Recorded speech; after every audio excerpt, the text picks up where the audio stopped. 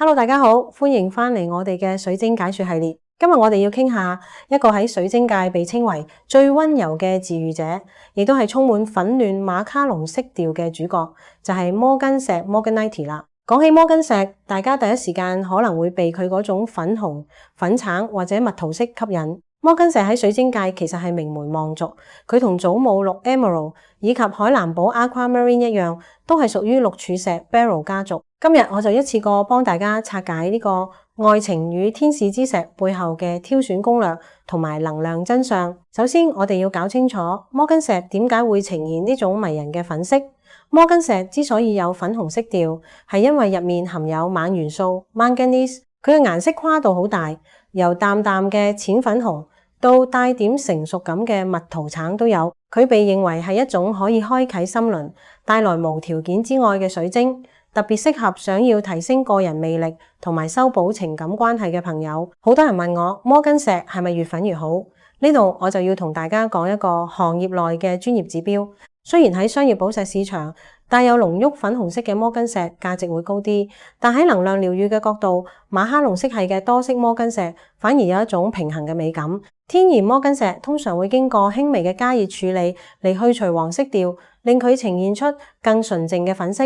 呢種係行業內認可嘅優化方式，唔會影響佢嘅能量。但如果你見到一啲顏色過於鮮豔，甚至帶有熒光感嘅摩根石，咁你就要小心係咪染色或者係人造合成品。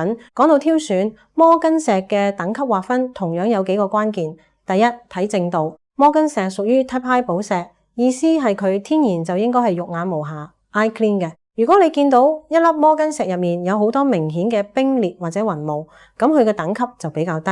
優質嘅摩根石應該係晶瑩剔透，好似果凍咁誘人。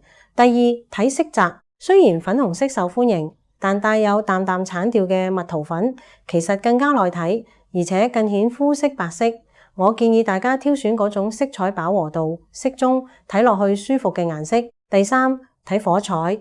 如果你買嘅係切面寶石，一定要留意佢嘅閃爍程度。高品質嘅摩根石切工好精準，喺光線下會散發出一種溫柔而耀眼嘅光芒。講到功效，摩根石對應人體嘅心輪，佢最出名嘅功能就係招來優質姻緣同埋情感療癒。同粉晶唔同嘅係，摩根石嘅能量更加深層且穩定。佢唔單止係幫你吸引異性，更重要係幫你學識愛自己，從而吸引到真正適合你、懂得珍惜你嘅另一半。對於一啲經歷過情感創傷或者成日覺得焦慮不安嘅朋友，摩根石可以幫你舒緩壓力，令你嘅心情變得平靜愉悅。佢亦都被稱為天使之石，可以幫你連接更高層次嘅慈悲心。佩戴方面，摩根石同樣建議戴喺左手，因為心輪嘅能量係由左側引入，戴喺左手可以令摩根石嗰種溫柔嘅頻率直接作用於你嘅心靈，